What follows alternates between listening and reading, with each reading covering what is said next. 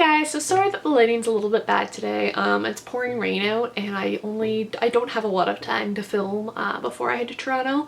So I'm just trying to get this done so you guys can have another video while I'm away. This is a review video. I did tell you I would try and get through as many books as possible, and I did manage to get through 5, so I thought I would film the review video. So the first book I'm going to talk about is Margaret Drabble's Jerusalem the Golden. As some of you know, I picked this up at BMV. I didn't know much about this, but I really enjoyed this book. Basically the premise is the main character, Clara, lives in London and she meets this strange and interesting family, and like the Denham family, and she kind of like falls in love with the family. It was very reminiscent of Evelyn Waugh's Brideshead Revisited.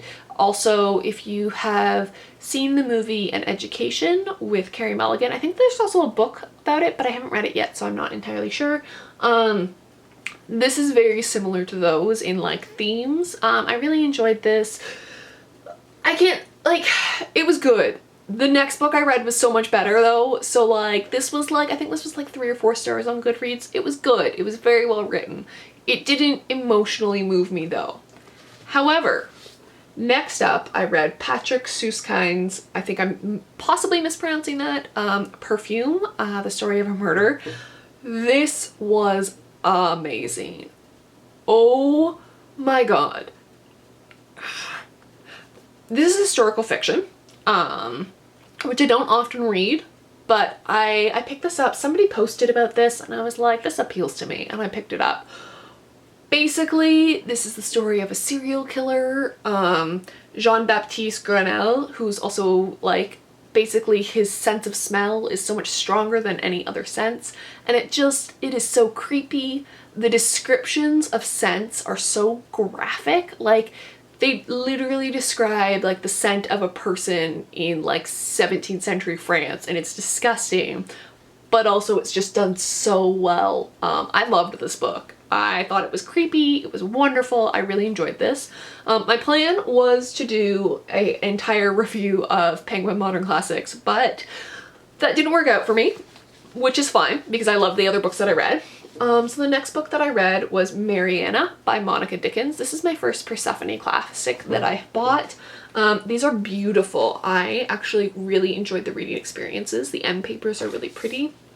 I got mine from Book Depository, so it unfortunately didn't come with the matching bookmark, which you get if you buy it from Persephone Books itself, but I'm kind of okay with that because it is just so beautiful, and this was amazing. I would recommend this for people who are fans of I Capture the Castle, for fans of like Bildungsroman type stories, so like coming of age stories. Basically, this tells the story of Mary as she grows up. She is on the poorer side of a very rich family, and it just talks about her childhood basically at her like family country house, and it's fantastic. This was just such a delight to read. It was, you know, it was great. I loved this. I was so happy that this was my first Persephone classic. Yeah. So basically I like loved all the books that I'm talking about, which is, you know, normally I have like one that's I didn't enjoy, but I picked really good books this time that I was reading. Next up I read The Trouble with Lichen by John Wyndham. As you guys know, I love John Wyndham. This was probably one of my favorite ones. I legitimately was like sending quotes to my friends, and it was fantastic. This is, John Wyndham just gets me so well. Basically this, as with most John Wyndham books, is speculative fiction. So it deals with the question of what would happen if human life could be prolonged for like 2 to 3 times the regular length, and what if the solution to that was in limited supply? How would society deal with that?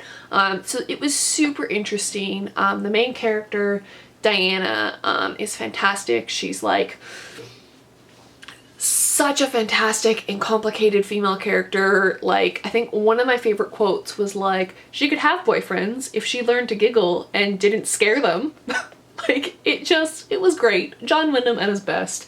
I still love Chrysalids the best because I have the most like emotional connection with that, because I've read it for like, I don't know, ever. I've literally been reading it since I was 10 and I've reread it every so often. But this is definitely a close second favorite. Possibly if I didn't have the history with the chrysalids, I would definitely call this my favorite. So definitely check this one out.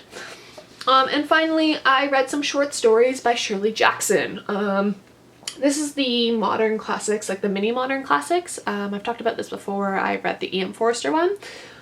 This holds stories like The Tooth and Witches, Charlie, and The Lottery.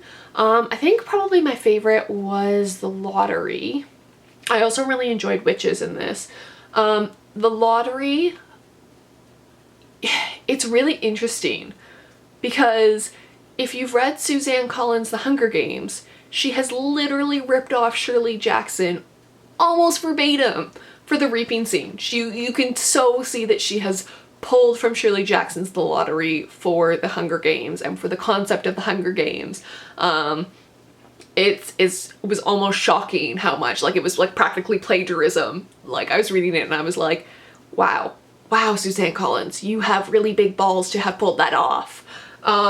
Yeah, it definitely made me dislike The Hunger Games a lot, just because I'm like, Shirley Jackson just did it so much better, like infinitely better, because, you know, it's Shirley Jackson. So yeah, I would definitely recommend this. This is a shorter version of the short stories. I also have the modern classic one, which is a lot longer. I didn't realize that there was so much overlap between them. I picked this up because I really like these editions.